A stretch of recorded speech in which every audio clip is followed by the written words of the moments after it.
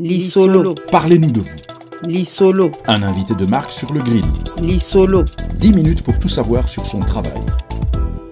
Amis de l'émission Lisolo sur Radio Mboté, j'ai l'heureux plaisir de vous retrouver une fois encore, et cette fois-ci en compagnie d'un invité que je ne vais pas tarder à vous présenter. Michel Kazadi, bonjour. Bonjour Jean-Jacques. Michel Kazadi a fait ses études primaires au collège Boboto de Kinshasa, les secondaires à Wavre et universitaires à l'UCL. Il commence sa carrière professionnelle dans la sécurité privée. Ensuite, Michel travaille dans le secteur informatique avant d'intégrer la fonction publique belge. Au-delà de cela, Michel Kazadi a effectué des missions d'expertise pour le compte de l'OIM, l'Organisation mondiale pour l'émigration, et pour d'autres organismes privés en Afrique, principalement au Burundi, au Congo-Brazza, au Congo-Kinshasa et au Rwanda. Membre fondateur du collectif pour l'émergence du Congo, COPEC en sigle, libre penseur, Michel Kazadi plaide pour un Congo soucieux du Congolais, où qu'il soit dans le monde. Michel Kazadi, le collectif pour l'émergence du Congo, COPEC, qui, ma foi, vaut beaucoup plus qu'un COPEC. Qu'est-ce que c'est? C'est un collectif qui vaut en effet bien plus qu'un COPEC. C'était un regroupement au départ des amis. On a commencé à avoir des discussions. Nous avons tous évolué en Belgique. Donc on a commencé à discuter sur le Congo depuis les années 2003, je dirais. Puis vers 2004, on s'est dit, tiens, et si on mettait en place un mouvement pour essayer de marquer le coup, pour essayer de contribuer à quelque chose que nous avons observé à l'époque, ça veut dire un vide. C'est une critique qui était contextuelle, c'est-à-dire qu'on se rendait compte que les élections n'étaient pas organisées en temps et en heure, et en plus de ça, on se sentait un peu délaissé par rapport aux autorités de notre pays, à la mère patrie, le Congo, et on s'est dit, tiens, et si on se lançait de manière assez qu'on puisse faire entendre notre voix. Ce groupe d'amis avait besoin de trouver un nom, et notre nom, le nom qui a été trouvé, le COPEC, allait vraiment avec notre idée, les intérêts que nous voulons défendre pour les Congolais de la diaspora. Et nous avons au départ créé le collectif pour les élections au Congo. Et dès lors que nous avons vu que les élections ont eu lieu, on a alors basculé vers le collectif pour l'émergence du Congo. Et ça fait toujours partie de notre idéologie aujourd'hui et de nos idées, en tout cas de ce que nous défendons comme projet. Le COPEC veut que le Congo puisse se soucier de chaque Congolais où qu'il soit dans le monde. Et, le COPEC tient à ce que la diaspora ne soit pas mise de côté, que la diaspora puisse compter aussi.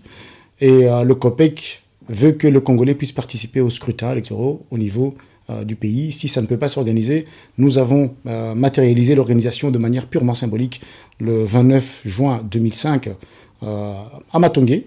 Nous voulions juste montrer aux autorités du pays que si la volonté est là, nous pouvons faire que les Congolais de la diaspora puissent aussi participer au scrutin électoraux au niveau du pays.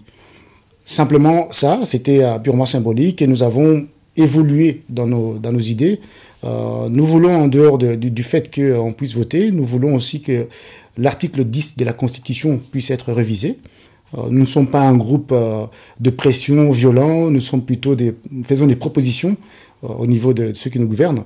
Le but pour nous, c'est que nous ne puissions pas perdre la nationalité congolaise. Parce que le fait que la nationalité congolaise soit une exclusive est un véritable handicap pour nous. Et les autorités, quand ils nous expliquent... Pour nous et pour le Congo. Et pour le Congo, bien sûr. Et pour le Congo, bien sûr. Pour une raison assez simple, c'est qu'il faut poser la question aux Congolais qui ont pris la nationalité belge, pour ne parler que de la Belgique, parce que nous sommes en Belgique. Les raisons pour lesquelles la nationalité belge a été prise n'avaient pas été... Le but principal n'était pas de mettre notre nationalité congolaise de côté. Non, c'était pour des questions administratives et autres qui faisaient que, l'exemple, je suis devant vous aujourd'hui, si je n'avais pas la nationalité belge, je n'aurais pas pu faire le travail que j'ai fait aujourd'hui. Parce que dans la fonction publique belge, il fallait être citoyen, soit européen ou belge. Et rien que pour ça, beaucoup de personnes sont dans ce cas-là. Donc c'est vraiment sur... il ne faut pas considérer que le fait d'avoir pris la nationalité autre que la congolaise doit nous exclure. Donc nous nous battons pour la multipatridie. Donc je sais que très souvent on parle de la double nationalité. Notre souci n'est pas la double nationalité en tant que telle. Nous voulons élargir. C'est la multipatridie. On peut être congolais, être américain, être belge, congolais, être anglais, être français. Donc le souci n'est pas à ce niveau-là, puisque dans tous les cas, ça va bénéficier au Congo. Justement, parlons un peu de cette nationalité congolaise. Les personnes détentrices de cette nationalité, sont-elles recensées? Y a-t-il une identification? À ce sujet d'identification et de recensement, vous avez accordé une interview à notre partenaire, le média Congo Indépendant, partenaire de Radio Mboté. Quelle est votre réflexion à ce sujet? Notre réflexion est qu'il faut qu'il y ait une mutation culturelle et une mutation au niveau aussi de certaines traditions au niveau de notre pays. C'est qu'il ne faut pas d'office pointer du doigt ce qui pourrait poser problème, qui est plutôt marginal par rapport à ce qui est le plus important, c'est identifier les Congolais. Identifier les Congolais est beaucoup plus important pour nous que recenser les Congolais. Pourquoi il y a une différence? La différence, en fait, elle peut résulter de la sémantique, mais elle est vraiment importante. C'est-à-dire qu'un recensement, c'est une photo.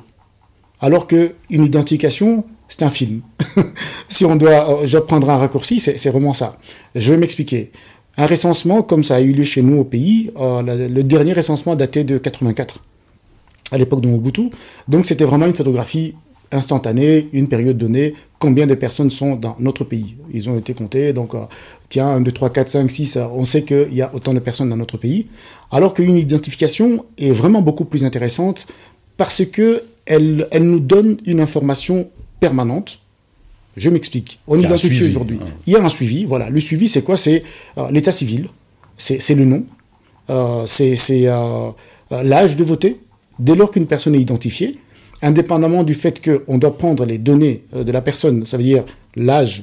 Donc à tel moment, nous identifions une personne, nous prenons son âge, nous prenons tous les éléments nécessaires pour identifier la personne, le lieu de résidence et consorts.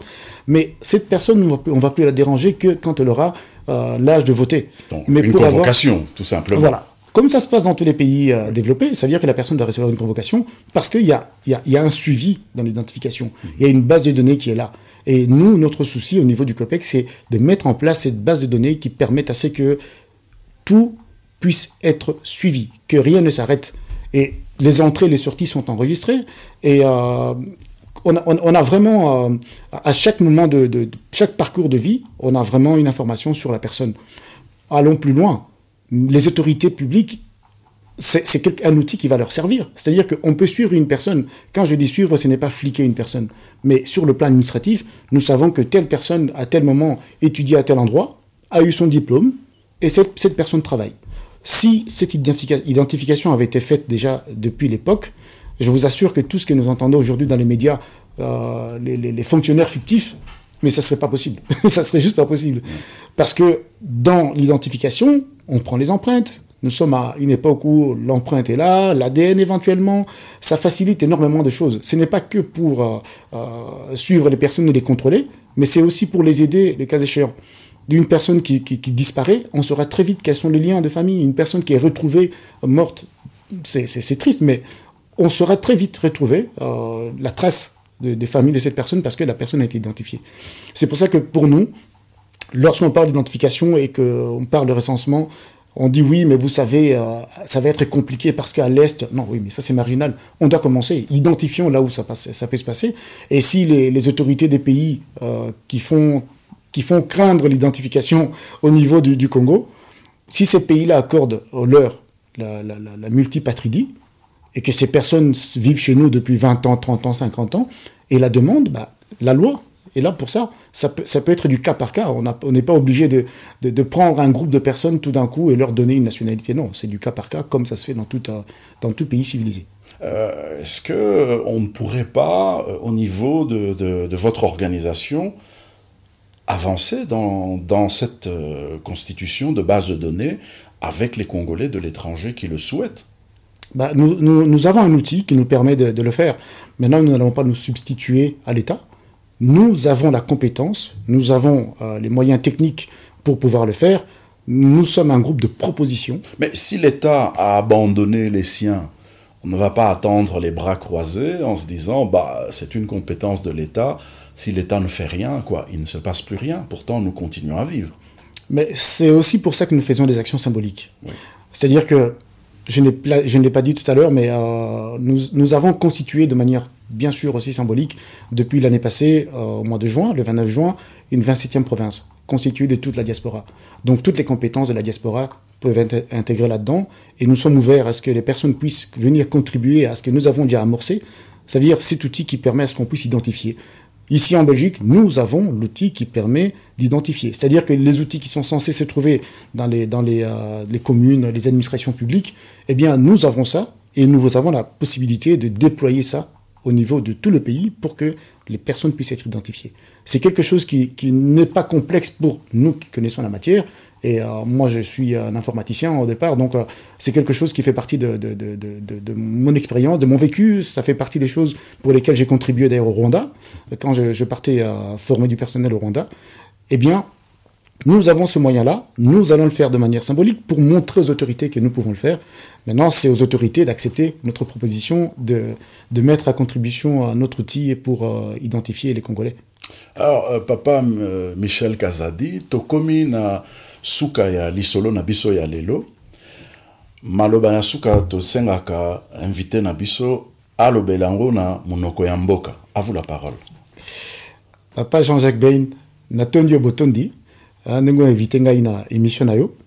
En tout cas, il fallait esalinga vraiment esengo makasi pona koloba pe lingala pe na yokola ka awa na Belgique. Non naloba pe lingala très bien, naloba pe chiluba.